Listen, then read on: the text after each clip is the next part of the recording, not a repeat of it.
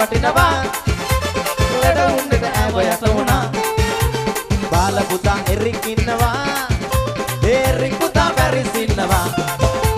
බාල විහාරේ එතකොට තිබුණ කලබලේ අඳුරු ජීවිතේ ගෙවුණා බර්ලින් නගරේ අඳුරු ජීවිතේ ගෙවුණා බර්ලින් නගරේ බාල විහාරේ එතකොට තිබුණ කලබලේ